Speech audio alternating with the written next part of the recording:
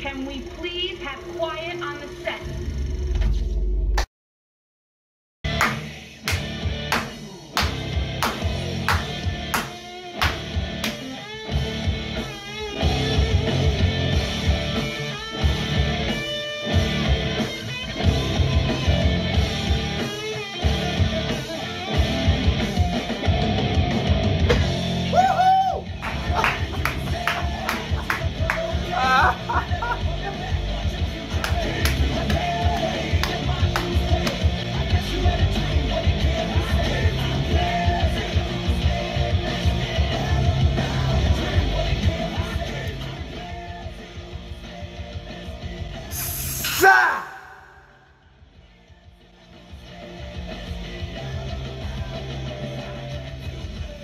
C'était bien.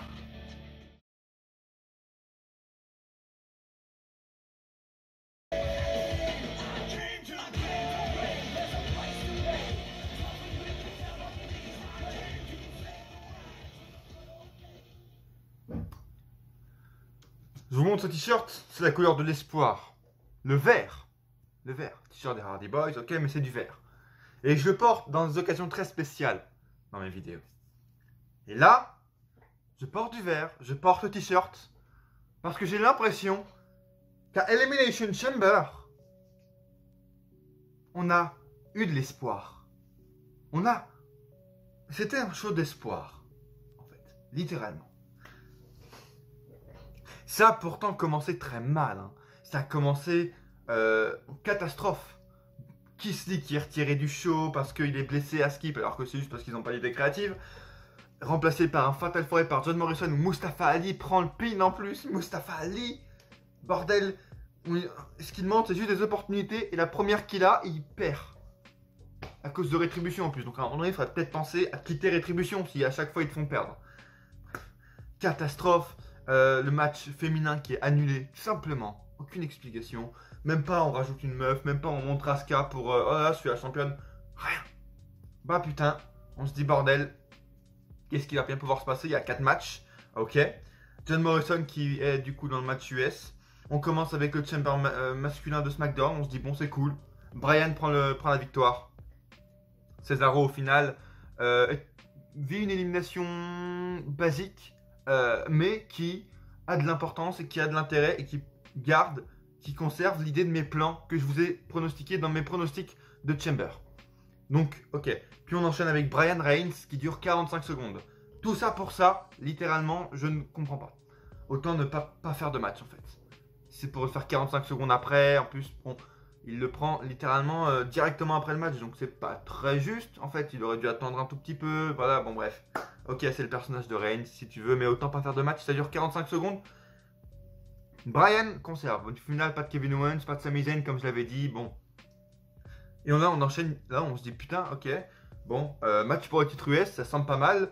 Et littéralement dans ce match, bah, je tombe en amour avec Bobby Lashley, c'est pas une blague.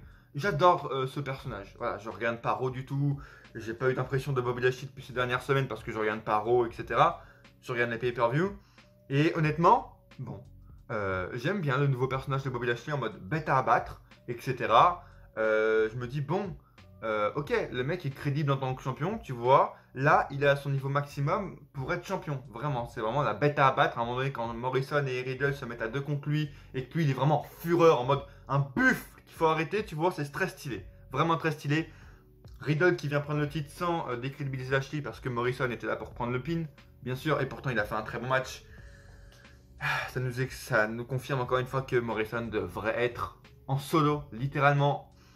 Ça peut changer, ça peut changer.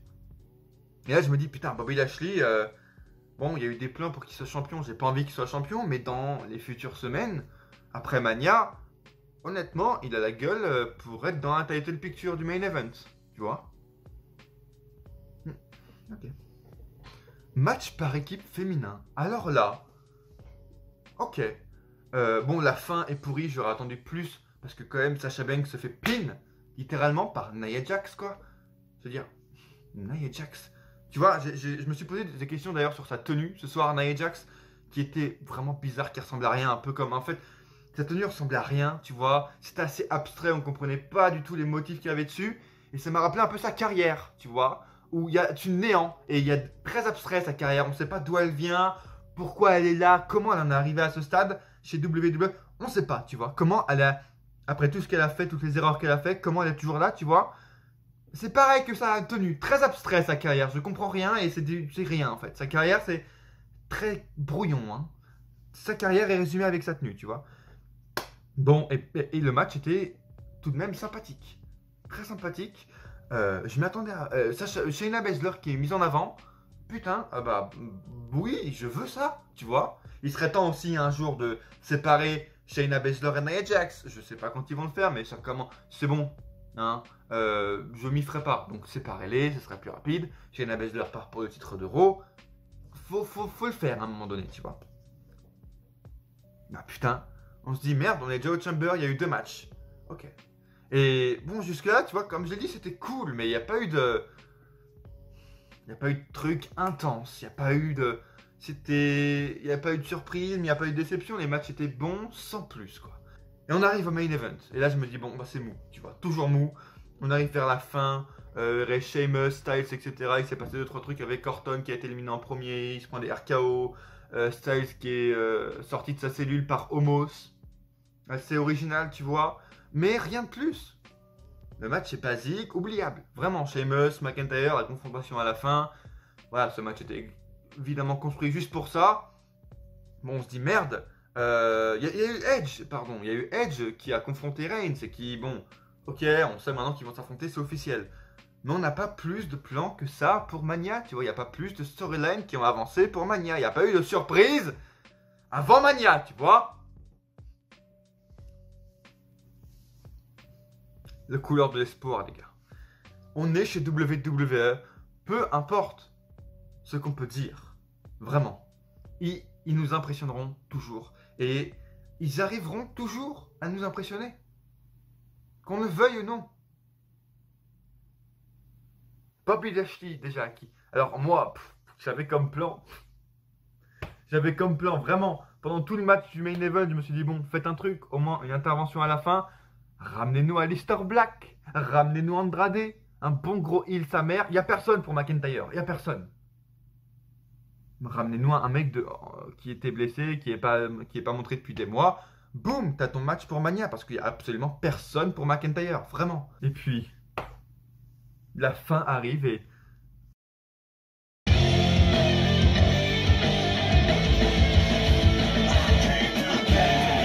oh oui!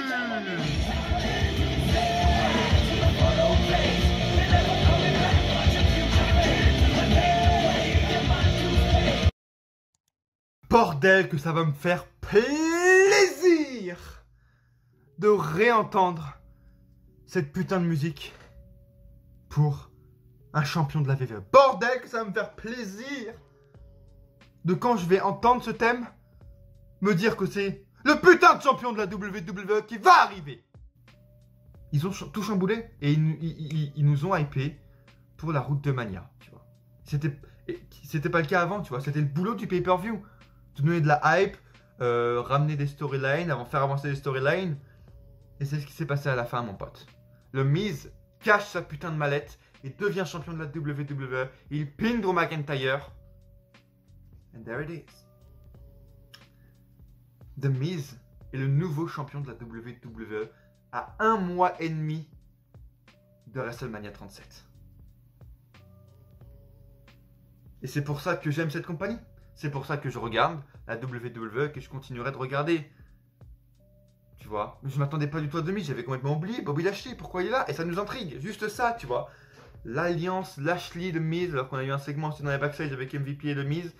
Qu'est-ce qui se passe? Pourquoi Lashley aide le Miz à remporter le titre? Qu'est-ce qui va se passer? Pourquoi Bobby Lashley n'a pas simplement attaqué McIntyre? Pourquoi il a aidé le Miz? Pourquoi le Miz s'allie avec le Hurt Business? C'est très chelou, tu vois. Mais ça nous intrigue, et ça change les plans, et ça chamboule tout, et ça va nous mettre devant nos écrans pour les semaines à suivre avant WrestleMania. Et le Miz va partir et va arriver à WrestleMania en tant que champion de la WWE. Et ça, c'est fou. Et ça, c'était inattendu. Et ça me fait plaisir parce que le Miz mérite. Vraiment. Et si on devait citer un des mecs, vraiment, qui méritait le plus ces dernières années de remporter le titre et que, voilà, ça me rappelle des souvenirs en 2017, 2018, 2016, son année magnifique en tant que champion. Moi, je me rappelle surtout de, ouais, vers 2018 à peu près, où il y a eu la draft. Il a été drafté vers SmackDown, on s'est dit, bon. Et moi, je me suis dit dans mes vidéos, ok, c'est le moment, il est à SmackDown, il va affronter Styles, faites-lui gagner ce putain de titre de la WWE. Et c'est jamais arrivé. Et c'est jamais arrivé. Et d'un côté, je suis hyper content parce qu'encore une fois, ça chamboule les plans. Mec, l'espoir, qu'est-ce qui va se passer? Est-ce qu'on va avoir droit en triple menace? Je croyais pas du tout à un Lashley de McIntyre. J'aime beaucoup encore une fois le personnage de Lashley, comme je vous l'ai dit, mais Lashley McIntyre, ça fait pas vendre. Du coup, on l'a déjà eu en plus l'année dernière. C'est pas super stylé. Et avec le Miz, ça pourrait rajouter de l'intérêt. D'un côté, c'est cool, mais tu vois, le Miz est carrément, en fait, dans sa pire période. Donc dans le fond, c'est cool, mais dans la forme, actuellement, en fait, t'as du coup, là, le champion de la WWE actuel maintenant, le Miz, qui va partir feuder avec le 24/7 champion, Bad Bunny. Moi, j'ai pas oublié, mon pote. Et toute la soirée, je me suis dit, avec les interventions, tout ça, on aura un match Miz et Morrison contre Bad Bunny et Damien Priest à Mania. Et c'était les plans. Et je pense que c'était les plans jusqu'à ce soir. Et maintenant, qu'est-ce qui va se passer? Parce que le Miz est en équipe avec Morrison qui a perdu un match pour le titre US. Donc, est-ce qu'il va partir en solo? Est-ce qu'ils vont se remettre en équipe avec le Miz? Est-ce que la rivalité avec Bad Bunny et Damien Priest existe toujours? Est-ce qu'elle va être annulée? Est-ce que Bad Bunny va les challenger le Miz à Fastlane pour le titre de... Ils en sont capables. Ils en sont capables. Vraiment. Qu'est-ce qui va se passer, tu vois? Et ça nous intrigue. C'est du grand délire parce que le Miz est en rivalité actuellement avec McIntyre du coup. Lashley, il a une storyline. Morrison, il a une storyline, il est en équipe. Bad Bunny, Damien Priest. Qu'est-ce qui va se passer? Et ça nous intrigue. Mais je suis content. Vraiment. S'il faut retenir un truc, c'est vraiment... Je suis content pour le Miz. Il mérite. Mais ce qui me fait chier d'ailleurs, c'est d'abord, c'est qu'il soit un champion de transition, parce qu'on sait très bien qu'il va pas gagner, il va pas conserver le titre à Mania. Mais juste le voir arriver en tant que champion à Mania, honnêtement, ça me fout la chair de poule. Et honnêtement, ça va être stylé. Honnêtement, comme il y a 10 ans maintenant, 10 ans pile, où il est arrivé en tant que champion à Mania, du coup dans le main event, l'histoire se raconte, l'histoire se répète, symbolique, tu vois. Peut-être qu'ils ont même voulu remercier le Miz après toutes ces années de loyauté où il méritait un second règne. Et c'est tellement inattendu, tu vois. C'est comme si demain on avait John Morrison en tant que champion. C'est comme si demain on avait Bobby Lashley en tant que champion. C'est inattendu. Et on a intrigué, tu vois. Et le Miz, encore une fois, je l'attendais champion il y a 2 ans à SmackDown face à Styles. Là, il est champion maintenant. En 2021, dans une des périodes où il est au plus bas de son momentum, au plus bas de ses storylines les plus pourries avec le Miz où il fait rien, il est en storyline avec Bad Bunny, quoi. Un putain de rappeur de tout le monde s'en bat les couilles. C'est ça qui me fait pencher la balance, en fait. Mais c'est intéressant, on ne l'attendait pas du tout à ce niveau-là, et c'est cool. Et c'est l'intérêt du Money in the Bank. Et c'est honnêtement, d'ailleurs, c'est bien, parce que je crois que c'est la première fois depuis 2017 où le Money in the Bank est vraiment bien utilisé, tu vois. Parce qu'avant, on avait eu Lesnar, Strowman qui avait perdu sa mallette, Corbin. C'est la première fois en 4 putains d'années que la mallette sert vraiment à quelque chose et qu'elle est bien cachée. C'est surtout ça aussi, je pense, qui me donne la hype et qui me fait plaisir, bordel. Cette mallette a enfin servi à quelque chose pour la première fois depuis 2017. Rendez-vous compte. Ça fait plaisir, quoi. Elle a été intrigante, cette mallette. Et le détenteur de la mallette ressort avec le titre. Merci, quoi. C'est plus arrivé depuis 5 ans, bordel. 5 ans. Merci, quoi. Et ça me fait plaisir, ça. C'est le but de la mallette. Donner, boum, tu vois, de l'originalité et tac, un chamboulement dans tous les plans. Le Miz est champion, qu'est-ce qui se passe maintenant? Est-ce que le McIntyre va devoir se requalifier pour aller le challenger? Bobby Lashley est devenu challenger numéro 1? Qu'est-ce qui se passe? Et c'est ça qu'on va vouloir voir durant les prochaines semaines. Et c'est sur ça que je vais être intrigué les prochaines semaines du côté de Raw. Et c'est ça qui me fait pencher la balance, en fait. Et oui, honnêtement, il aurait pu gagner le titre plus tôt dans sa carrière, même l'année dernière, même dans un meilleur moment, quoi. Mais au moins, il est champion, il est là, il va arriver devant des fans en tant que champion de la WWE, et c'est également pour ça, je pense que ça s'est écrit, c'est simplement pour, on le sait très bien, McIntyre va reprendre le titre, c'est pour réécrire l'histoire, et pour qu'enfin, même si je suis contre, mais McIntyre va avoir son moment de gloire et de célébration. Il va aller gagner le titre pour la première fois face à des fans à WrestleMania 37 et il va avoir le moment qu'il n'a jamais eu à WrestleMania 36. Et c'était ça l'histoire depuis le début. La fin, on la connaît. On connaît déjà la fin avant le début. McIntyre va récupérer le titre, que ce soit face aux Miz, face à Lashley. Mais, franchement, je suis content. Je suis content de ce résultat, les gars. Et il n'y a que, encore une fois, la VVE pour nous faire ça. Ils nous sortent. Oui, c'est vraiment un show en commentaire. Dites-le moi, les gars. J'attends vos analyses en commentaire. Mais moi, enfin, on a eu des bons matchs. C'est ça le pire, mais tu sais, rien, genre. Riddle est passé champion. Ok, il est champion US. Ça va sûrement être aussi, du coup, un champion de transition, je suppose. Parce qu'il va perdre à Mania ou peut-être à Fastlane, un truc comme ça. Lashley aussi, ça m'étonne. À quel moment, tu vois, tu vas direct partir vers le champion WWE alors que tu as perdu ton titre US, ton titre mineur, va te venger vers Riddle, va te venger sur les Morrison et les Riddle, va repartir pour une sorte de rematch parce que tu n'as pas perdu ton titre face au nouveau champion US, tu vois. Et le mec part direct vers le titre WWE. C'est pour ça qu'il y a beaucoup de chemins qui se traversent et qui se croisent. C'est pour ça que ça me met l'eau à la bouche d'un côté. Parce que tu vas avoir plein de crossovers du coup avec Lashley qui vient vers le titre VVE. Mais pourquoi il vient vers le titre VVE? Le Miz qui est en rivalité dans la pire storyline de 2021 actuellement avec Bad Bunny mais couilles. Et il est champion de la WWE. Et c'est ce qu'on attendait tous depuis 2016. On attend qu'il soit champion VVE. Depuis 2016. Allez voir mes vidéos les gars. 2016, 2017, 2018, mes reviews de SmackDown. J'attendais que ça. Mais il est dans la pire période dans une storyline avec un rap. C'est très bizarre. Et je sais pas comment ils vont du coup modifier tout ça, ces storylines. Qu'est-ce qui va se passer? Riddle il a qui du coup s'il a plus Lashley? Laissez un like, commentez si vous aussi vous avez été content de la fin de ce pay-per-view, si vous avez aimé. Êtes-vous content pour le Miz? Honnêtement, après tout ce qu'il a fait, je pense que c'est le mec qui mérite le plus. Mais vous, croyez-vous que le Miz méritait un titre? Dites-le moi dans les commentaires, les gars. Abonnez-vous si ce n'est pas déjà fait à cette chaîne. Review du coup de Chamber, on a fait les pronostics juste la semaine dernière. La vidéo spéciale au fait arrive bientôt, mais le rendu bug encore. À 13 358 images, il bug. Je peux rien faire.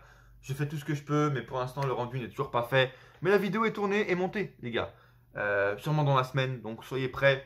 Abonnez-vous à cette chaîne. Peut-être un Every Catch également qui va sortir. Peut-être d'autres choses, on est sur la route de Mania. Bref, abonnez-vous pour ne rien rater. Activez la cloche dès maintenant, je ne le dis pas assez, mais la cloche pour recevoir les notifs, etc.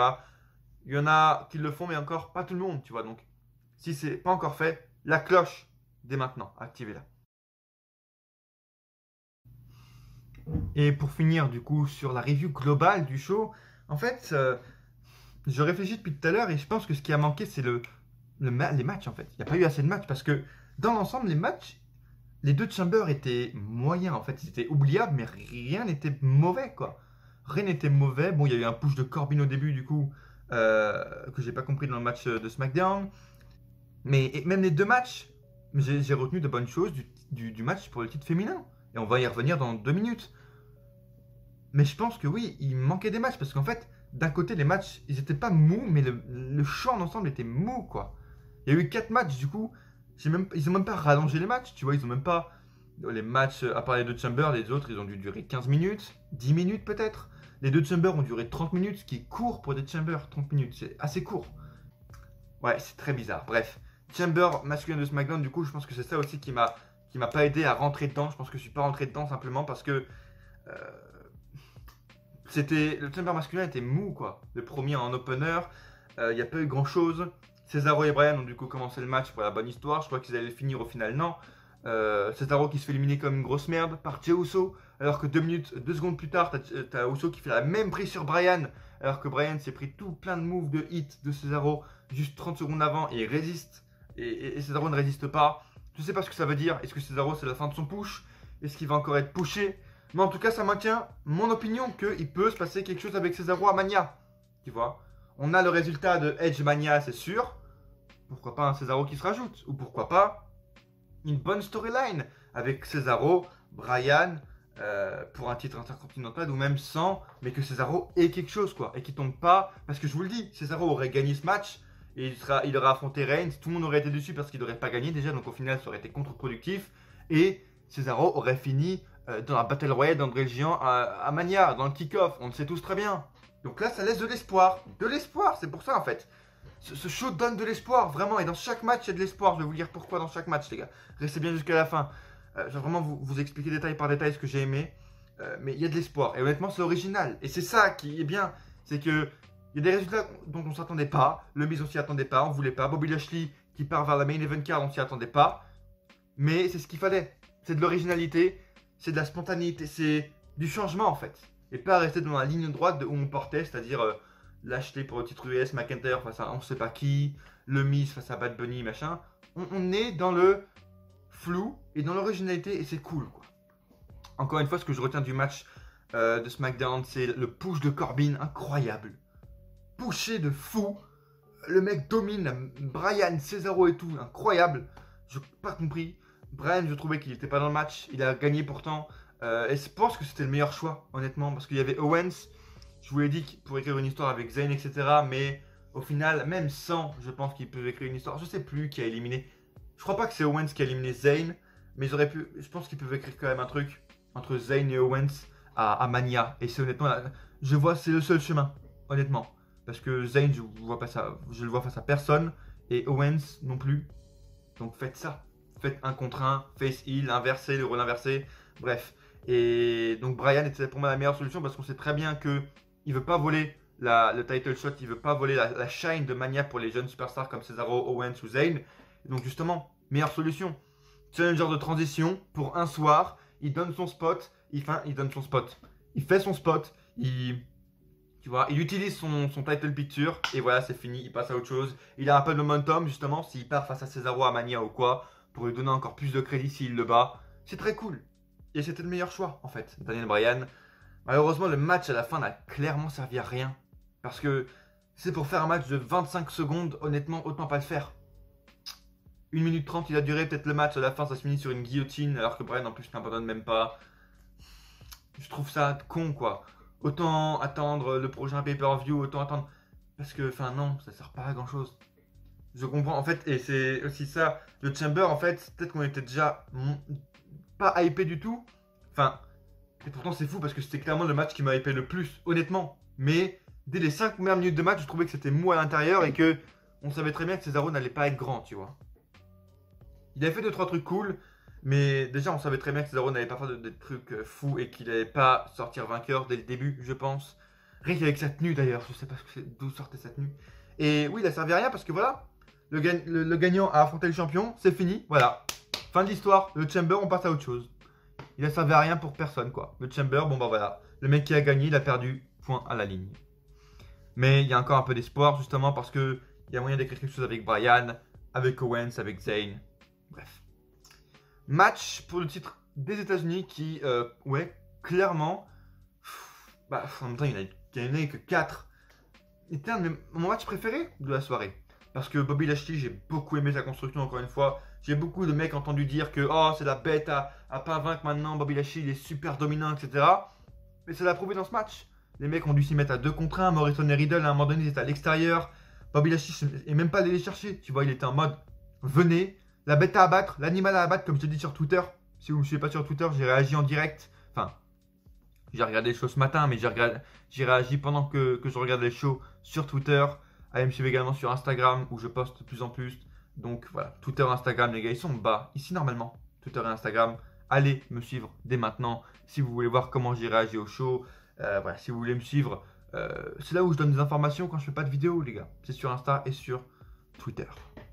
Et non, le match était super cool, bien rythmé, honnêtement. Et oui, Lashley en mode bête à abattre. Là, c'est vraiment un champion fort, tu vois, un champion énorme, fort. Et ouais, j'adore ce type de construction, un peu comme Biggie, mais en 20 fois plus fort. Vraiment, Bobby Lashley, c'est comme je vous l'ai dit tout à l'heure, un putain de buffle, tu vois, où ils doivent s'y mettre à 15 pour l'abattre. Et j'aime beaucoup ça, tu vois, il parle pas, il fait des cris de nerfs, d'animaux, tu vois. Et c'est sympa, c'est très sympa. Il a perdu le titre à la fin du coup sans être décrédibilisé parce qu'il ne perd, il prend pas le pin, ce qui était prévisible. Bon, la fin est Elle est cool parce que t'as Riddle qui prend la béquille de MVP pour frapper Lashley à la fin. Et du coup, Lashley qui est toujours debout, mais qui va pas casser le pin. Ça, j'ai pas trop compris. Enfin, voilà, c'est la solution facile qu'il n'aille pas casser le pin. Comme ça, voilà, on finit le match. Morrison était là au final pour prendre le pin. C'est bien ce qu'on se disait, c'est que le remplaçant allait prendre le pin. Mais il a fait une bonne perf. Et encore une fois, j'ai extrêmement profité du match. Juste pour Morrison, vous savez que je suis un très grand fan. Un de mes catcheurs préférés ever avec Jeff Hardy. Encore une fois, le mec pourrait être dans la title picture. Le mec pourrait affronter Drew McIntyre. Vraiment. Mais ça me fait plaisir de le revoir en solo. Et j'espère qu'on va plus le revoir en solo maintenant avec le Miz en tant que champion. Bon, il mérite. Et honnêtement, si c'était une des seules fois qu'on le voyait en solo, pardon, j'en ai profité. Et j'ai profité de ce match comme ça, en me disant, bordel, ça fait du bien de revoir John Morrison en solo faire ce qu'il sait faire. Et c'est beau, quoi. Dans un triple menace, en plus, il a fait une très belle perf. Match féminin également par équipe. Honnêtement, c'était de la domi de Shayna Baszler pendant 3 quarts du match. Et bordel, waouh! Qu'est-ce qu'on a mérité pour avoir des bons matchs mid-card comme ça, tu vois? Parce que bon, le match enfin les titres par équipe, c'est de la low card, mais là, à ce stade, vu qu'il n'y avait que 4 matchs, c'était de la mid-card. Bref. Et non, honnêtement, Shayna Baszler montrée forte comme ça, dans son vrai potentiel, dans son vrai niveau, tu vois, dans son vrai personnage, ça m'a fait plaisir. Ça m'a vraiment...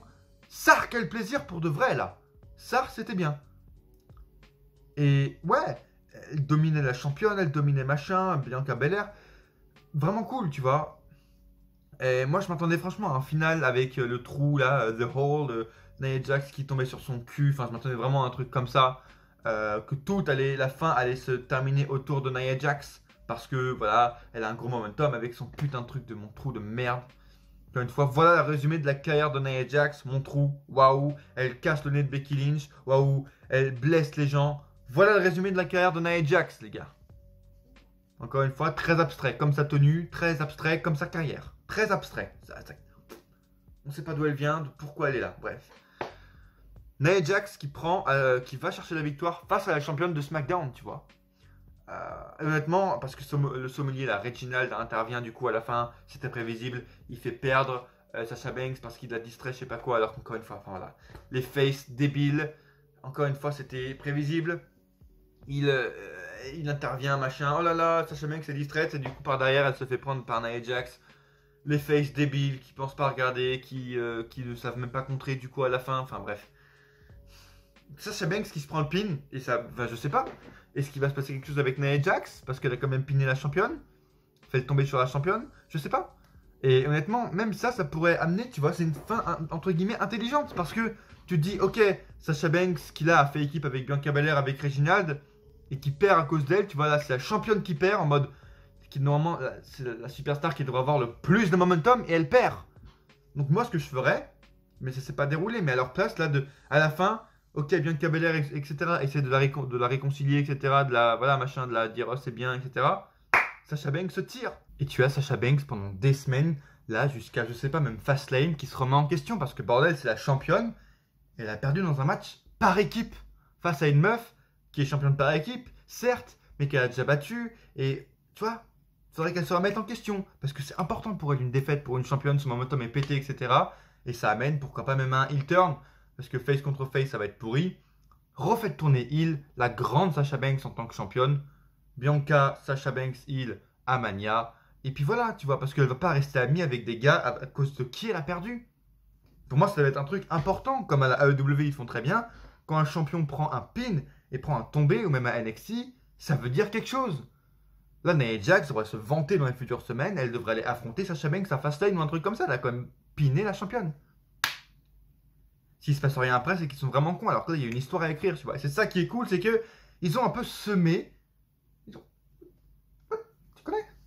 Ils ont semé les graines pour de futurs plans. Pour que ce soit pour le titre US, qu'est-ce qui va se passer avec Riddle, avec Bobby Lashley, pour les titres féminins, pour Sasha Banks. C'est intéressant. Shayna Baszler qui est remise en avant, en tout cas, c'est vraiment le truc que je retiendrai de ce match. Et enfin, le main event de l'Elimination Chamber. Le match était quand même rapide, 30 minutes. Et honnêtement, oui, c'était rapide et ouais, j'ai pas. Je pense que encore une fois, le truc qui manquait dans ce show, et c'est des stipulations comme ça qui le demandent, c'est du public, du vrai public. Le Thunderdome, j'en peux déjà plus de base, mais comme le Rumble, le Chamber, c'est des stipulations qui demandent un public. Let's go machin, machin. Là, ils lancent des This is Awesome pour juste une powerbomb de la troisième corde. Bah non, c'est pas This is Awesome, non. Non, désolé pour Hardy et Styles qui font une powerbomb sur Sheamus. Oui, bah non, c'est pas Awesome, faut arrêter. Et c'est ça qui manquait, quoi. La foule était pas là, ils dansaient des chants qui n'auraient pas dû être là. Il y a des mecs qui auraient peut-être pu avoir plus de hype, plus d'overness s'il y avait un public. Et même, voilà. Et même la chamber tout court, en fait. Il n'y a plus de chaos, il n'y a plus de brutalité dans la chamber. Parce que maintenant, il y a des matelas partout. C'est du plexiglas partout. Alors qu'avant, les chambres, les vitres, c'était pas que du plexiglas, tu vois. C'était des trucs plus résistants. Là, c'est du plexiglas, quoi. Enfin, bref, il n'y a plus de brutalité dans ce genre de stipulation. Donc, c'est pour ça que le public compte vraiment. Et je pense que c'est vraiment ça qui a fait peiner les deux chambers, je pense. McIntyre qui a encore une fois montré très fort, qui résiste à Styles, qui résiste à Orton, qui à la fin résiste à Sheamus. La fin est un peu trop chorégraphiée, je trouve, parce que Sheamus aurait pu enchaîner avec le tombé, mais il se fait prendre par Styles. Un peu trop chorégraphié. C'est juste pour montrer très fort Drew McIntyre.